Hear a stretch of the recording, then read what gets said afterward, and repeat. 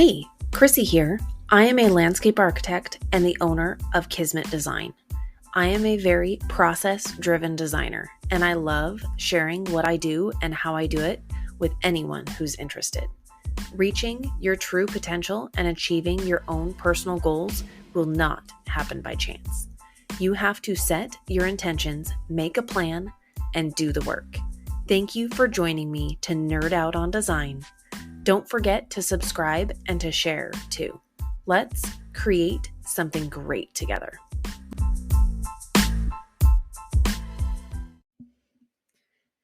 Thank you for joining me. Whether it's your first time or you're coming back for more, I appreciate it more than you know.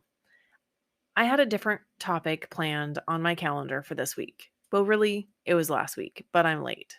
Since starting the podcast, I've been creating at a pretty regular schedule. But last week, I spent more hours working in my business than normal just to keep up with the traffic jam within my workflow. So I decided that's what I should talk about because I know it happens to everyone. Despite our best efforts to plan and coordinate, there are variables outside of our control, and sometimes even the best laid plans don't pan out as expected. So, what happened to me last week? Well, the big one is having 3 projects in construction at once, which, depending on location and design load, is the max I try to keep. All of that on top of a busy design load, 1 pre construction meeting, 2 final planting plan meetings, and a new client consultation. Let's not forget, it was also a holiday week with a holiday on Monday. So, fitting all of that into 4 days, yikes. Needless to say, something had to give. Planning for an ideal workflow is super important, not only for financials, but also for my sanity. Like I said, it doesn't always work out as planned, but I do put a lot of effort into planning my project flow. I do this with 2 separate tools. First, and arguably the most important, is my calendar. And second is an Excel document that tracks my projected billables. Everyone will have their own personalized ideal of workflow and financials. If you haven't listened to the profitability episode from a few weeks ago, it's definitely worth checking out. Through much trial and error and self-awareness, I have determined some parameters that define my ideal workflow. My efficiency, my mental focus, financial goals, and some fluff for surprises are all taken into account. Yours will be different, but I will line out what I set for myself, knowing that each week and each month it will ebb and flow and needs to remain somewhat flexible.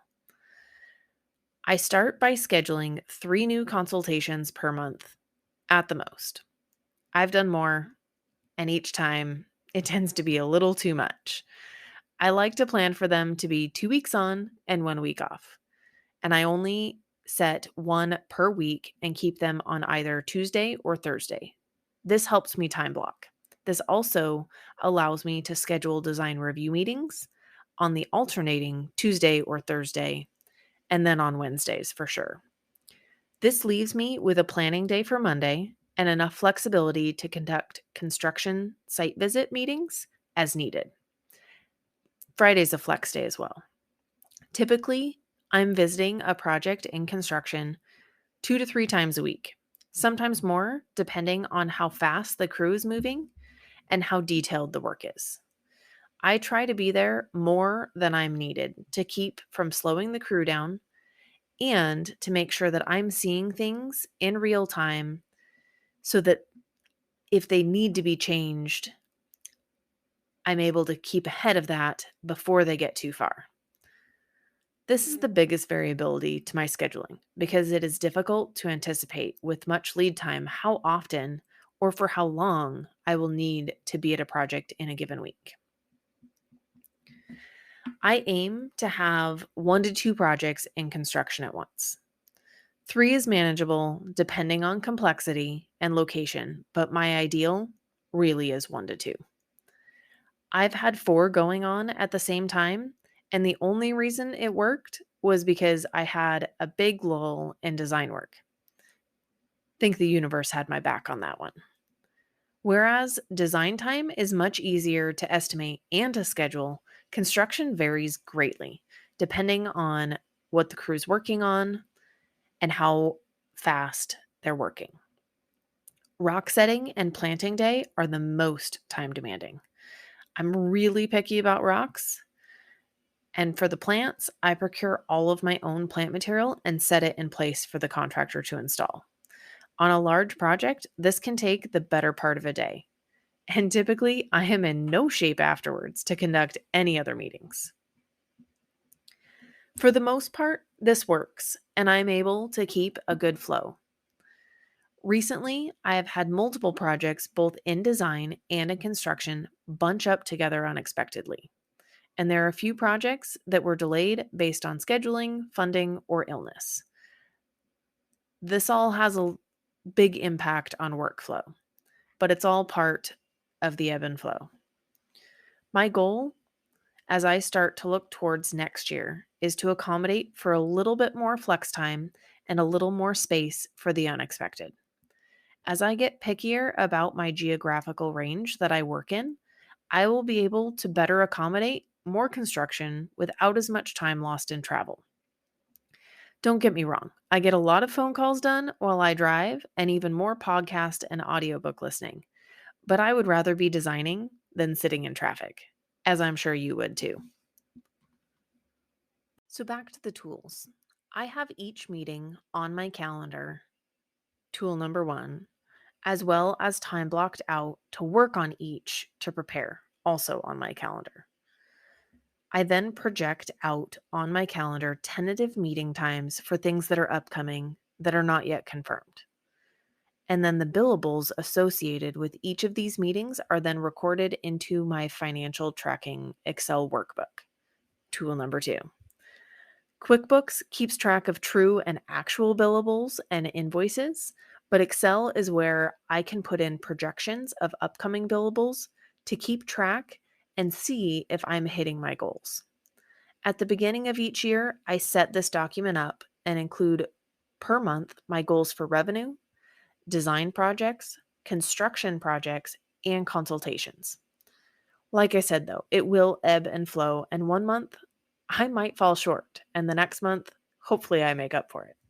This allows me to plan in longer terms and know also when I need to slow down to accommodate for upcoming holidays and vacations. We all need a break now and then.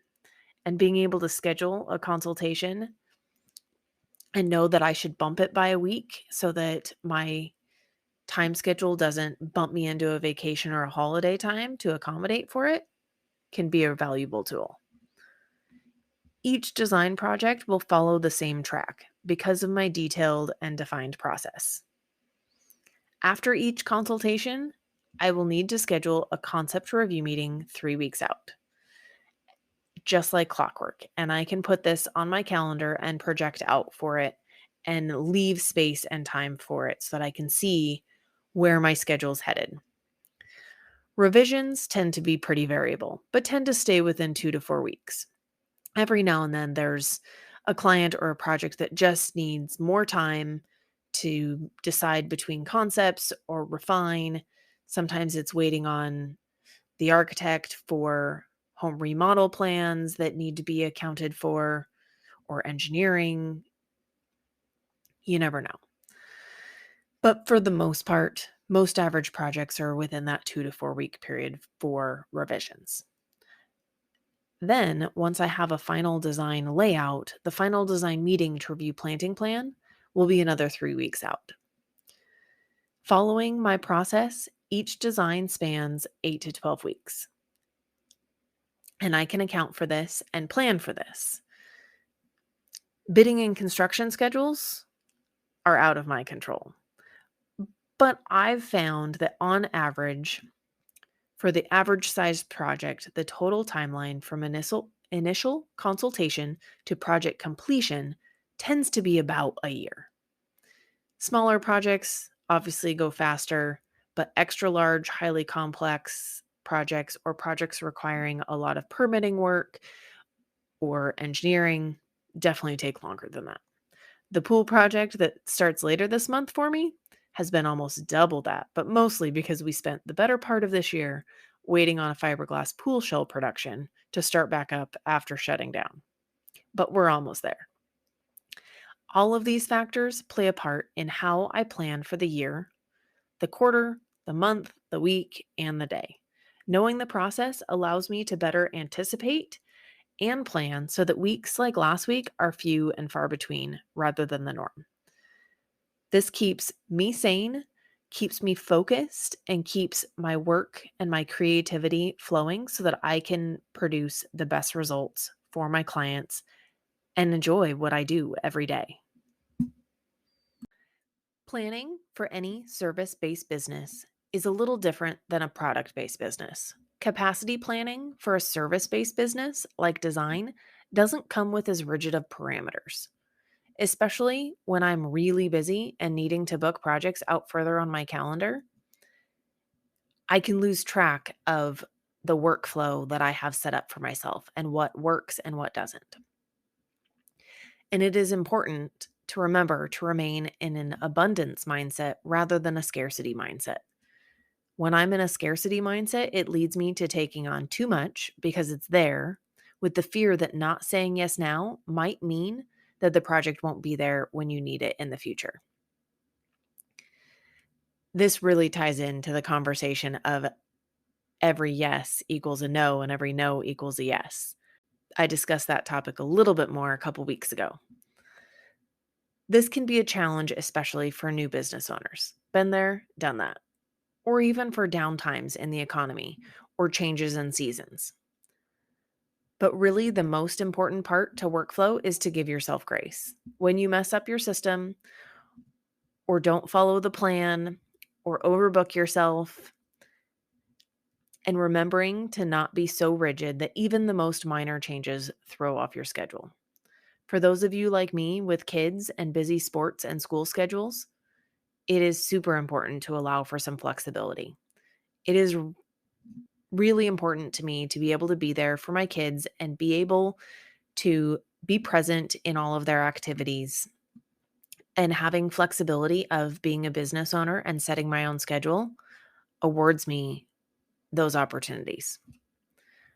I go into it with the expectation that it will not be perfect, and that as long as I keep my intent and my trajectory, everything will work out.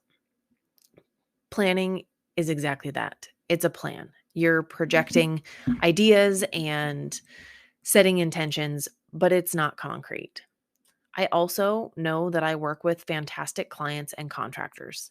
And if I need to take a little more time on something or need to reschedule, they will be understanding.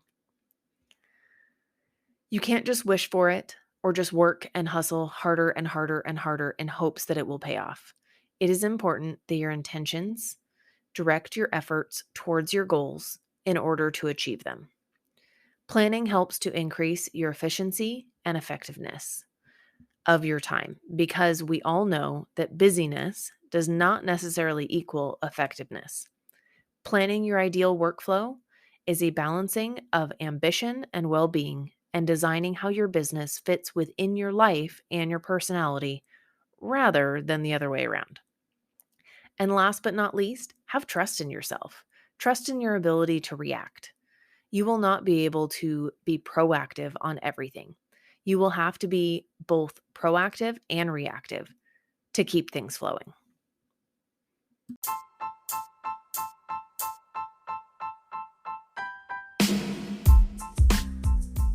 To wrap up, I want to thank you for your time. I hope the ideas discussed today have left you feeling excited and energized. As I build both my business and my life, I value the support and feedback you provide. I would love for you to reach out to me to let me know what you think, give me ideas, or just to connect. Please don't forget to subscribe and also share with a friend. Until next time, go create something wonderful.